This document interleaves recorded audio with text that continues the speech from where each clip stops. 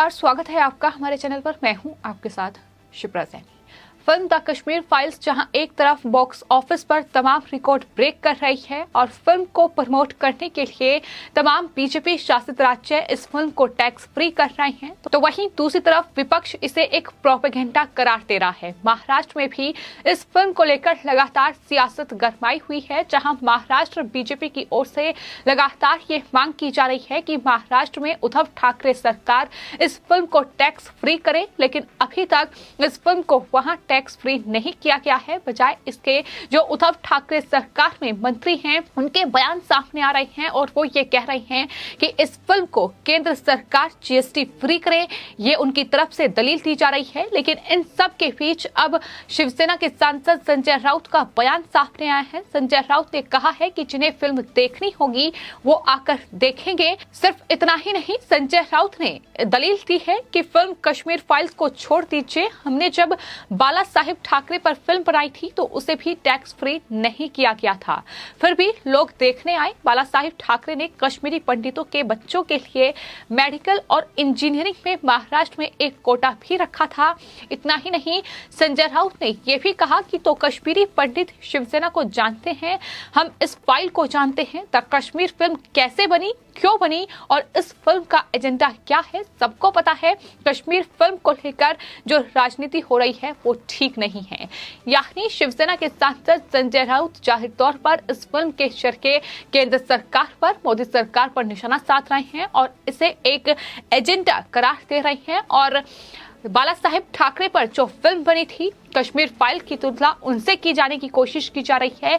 लेकिन इसको लेकर हाल ही में महाराष्ट्र के पूर्व मुख्यमंत्री देवेंद्र फडणवीस ने एक बयान दिया था। उन्होंने ये साफ तौर पर कहा था कि हिंदू हृदय सम्राट शिवसेना प्रमुख बाला साहेब ठाकरे की भूमिका और कश्मीर को लेकर उद्धव ठाकरे के आज के व्यवहार में बहुत बड़ा अंतर है। उन्होंने कहा था कि सच आ रहा है तो क्यों कुछ लोगों को परेशानी हो रही है। कश्मीर की फाइलों से सामने सच आया है। उन्होंने तमाम जो इस फिल्म के क्रिएटर्स थे उनको बधाई थी, विवेक रंजन अग्निहोत्री को बधाई थी। तो जिस तरीके से शिवसेना कहीं ना कहीं इस पूरी फिल्म पर अपने बयान दे रही है और वो ये दावा कर रही है कि बाला साहेब ठाकरे ने कश्मीरी पंडितों के लिए कोटा रखा था, उनकी पढ़ाई के लिए ये तमाम दलीलें दी जा रही हैं। लेकिन सवाल लगातार शिवसेना पर उठ रहे हैं, क्योंकि आज की शिवसेना और बाला साहेब ठाकरे के वक्त की शिवसेना में धरती आसमान जैसा अंतर फिलहाल नजर आ रहा है, क्योंकि जो विचारधारा है वो पूरी तरीके से बदल चुकी है। कांग्रेस और एनसीपी के साथ मिलकर महाराष्ट्र में शिवसेना सत्ता पर काबिज है और जिस तरीके के बयान आ रहे हैं जाहिर तौर पर वो बता रहे हैं कि किस तरीके से इस पूरे मामले पर सिर्फ और सिर्फ राजनीति करने की कोशिश शिवसेना कर रही है। हालांकि देश के कई राज्य गोवा, मध्य प्रदेश, हरियाणा, गुजरात, उत्तर प्रदेश और बाकी कई राज्यों में इस फिल्म को टैक्स फ्री कर दिया गया है, ताकि ज्यादा से ज्यादा संख्या में जो लोग हैं वो इस फिल्म को देखें। अनुरोध बीजेपी के तमाम नेता ये भी कर रहे हैं कि गांव-गांव तक इस फिल्म को पहुंचाया जाए और इस फिल्म का मकसद क्या है ये साफ तौर पर देखने को मिल रहा है कि कश्मीरी हिंदुओं पर जो नरसंहार 1990 में हुआ उसकी सच्चाई देश का हर युवा जाने, देश का हर नागरिक जाने कि आखिर किस तरीके का सलूक उनके साथ 1990 में कश्मीर में हुआ था।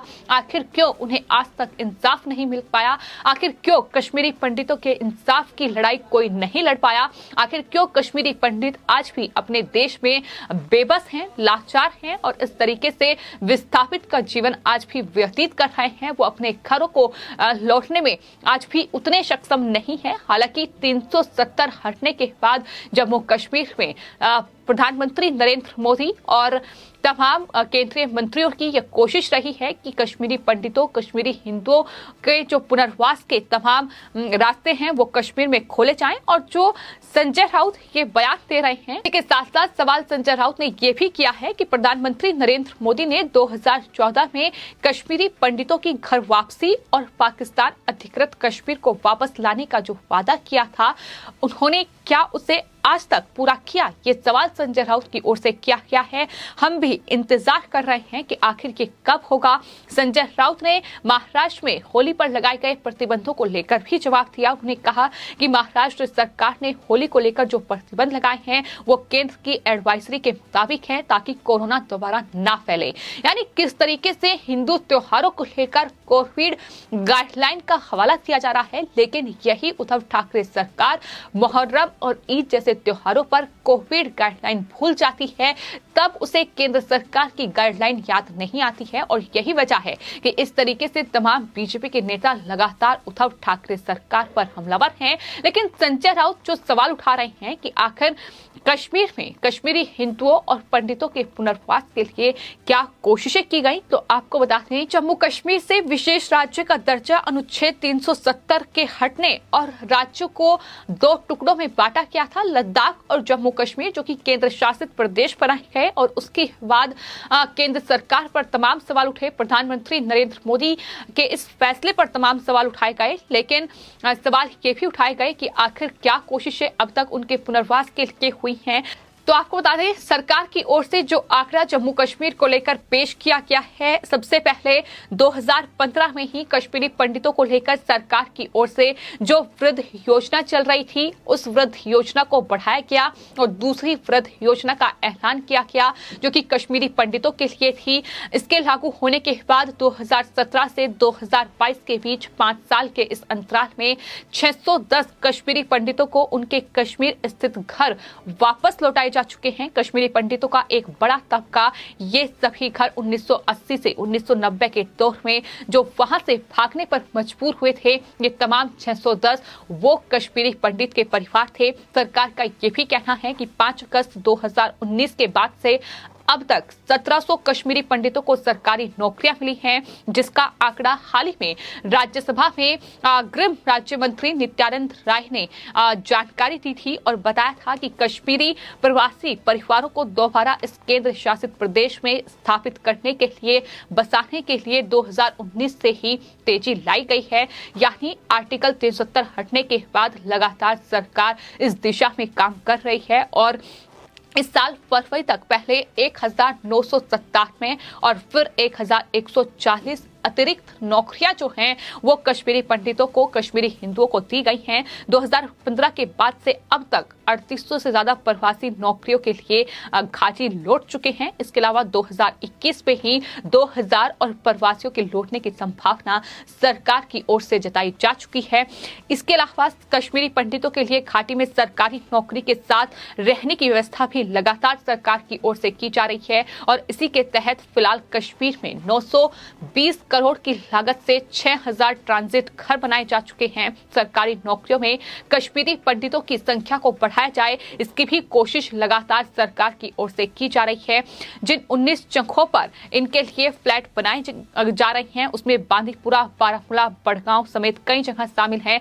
तो ये शेल्टर हैं जो कश्मीरी पंडितों के लिए बनाए गए हैं। तो सरकार लगातार इस दिशा में काम कर रही है। जो विपक्ष आज द कश्मीर फाइल्स पर सवाल उठा रहा है और सरकार का इसका एक प्रोपेगेंडा बता रहा है, उसे कहीं ना कहीं इन आंकड़ों पर जरूर गौर करना चाहिए। हालांकि ये वही विपक्ष है जो आर्टिकल 370 हटने से भी बौखला गया था। ये वही कांग्रेस पार्टी है जो आर्टिकल 370 का कड़ा विरोध कर रही थी, क्योंकि आर्टिकल 370 जो विशेष राज्य का दर्जा जम्मू कश्मीर से हटाया गया, तो उसके बाद बड़े बदलाव जम्मू कश्मीर में देखने को मिले हैं। और सबसे बड़ा बदलाव ये है कि आज वहां युवा हाथ में पत्थर लेकर नहीं घूमते हैं, बल्कि कलम लेकर घूमते हैं। और आज युवा वहां पत्थरबाजी और अलगाववाद में शामिल नहीं है, बल्कि सेना में भर्ती हो रहे हैं। और यही बदलती तस्वीर है जो इन तमाम विपक्षी दलों को रास नहीं आ रही है। और शिवसेना को भी इससे अलग नहीं किया जा सकता, क्योंकि शिवसेना भी आज महाराष्ट्र में अगर सत्ता पर काबिज है तो वो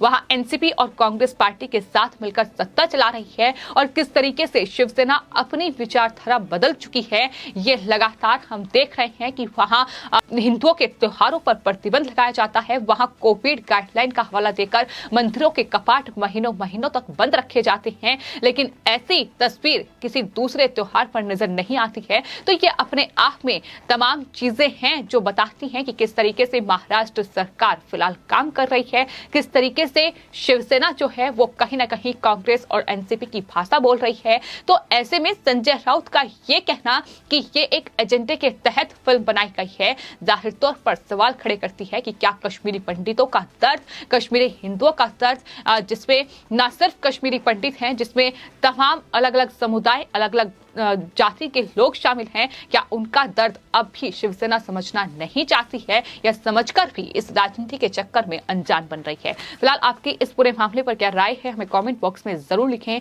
और चैनल को सब्सक्राइब करें। धन्यवाद।